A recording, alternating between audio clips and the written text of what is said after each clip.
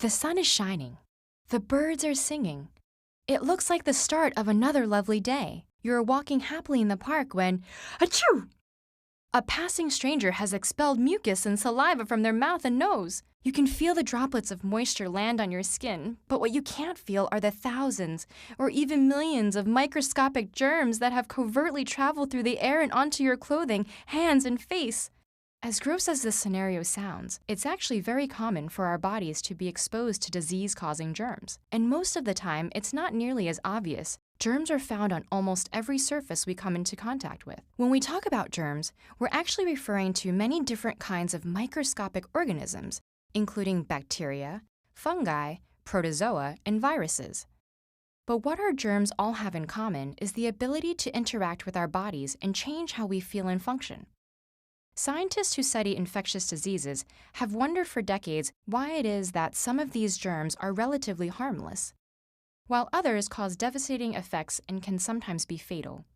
We still haven't solved the entire puzzle, but what we do know is that the harmfulness or virulence of a germ is a result of evolution. How can it be that the same evolutionary process can produce germs that cause very different levels of harm? The answer starts to become clear if we think about a germ's mode of transmission, which is the strategy it uses to get from one host to the next.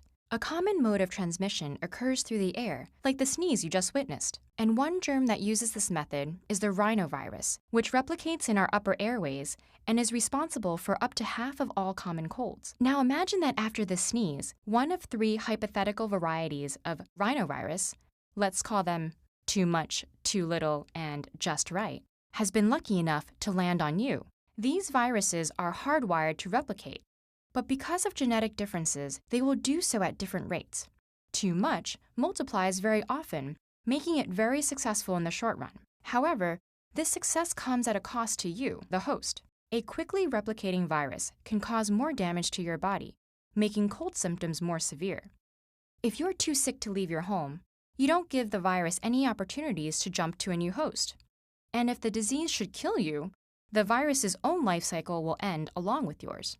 Too little, on the other hand, multiplies rarely and causes you little harm in the process. Although this leaves you healthy enough to interact with other potential hosts, the lack of symptoms means you may not sneeze at all.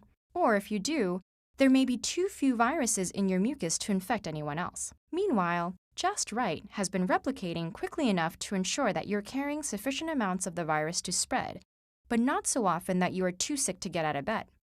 And in the end, it's the one that will be most successful at transmitting itself to new hosts and giving rise to the next generation. This describes what scientists call trade-off hypothesis. First developed in the early 1980s, it predicts that germs will evolve to maximize their overall success by achieving a balance between replicating within a host, which causes virulence, and transmission to a new host. In the case of the rhinovirus, the hypothesis predicts that its evolution will favor less virulent forms because it relies on close contact to get to its next victim. For the rhinovirus, a mobile host is a good host, and indeed, that is what we see. While most people experience a runny nose, coughing, and sneezing, the common cold is generally mild and only lasts about a week. It would be great if the story ended there, but germs use many other modes of transmission. For example, the malaria parasite, Plasmodium, is transmitted by mosquitoes. Unlike the rhinovirus, it doesn't need us to be up and about, and may even benefit from harming us since a sick and immobile person is easier for mosquitoes to bite. We would expect germs that depend less on host mobility, like those transmitted by insects, water, or food, to cause more severe symptoms. So, what can we do to reduce the harmfulness of infectious diseases? Evolutionary biologist Dr. Paul Ewald has suggested that we can actually direct their evolution through simple disease control methods. By mosquito-proofing houses, establishing clean water systems, or staying home when we get a cold, we can obstruct the transmission strategies of harmful germs while creating a greater dependence on host mobility. So, while traditional methods of trying to eradicate germs may only breed stronger ones in the long run, this innovative approach of encouraging them to evolve milder forms could be a win-win situation. Well, for the most part.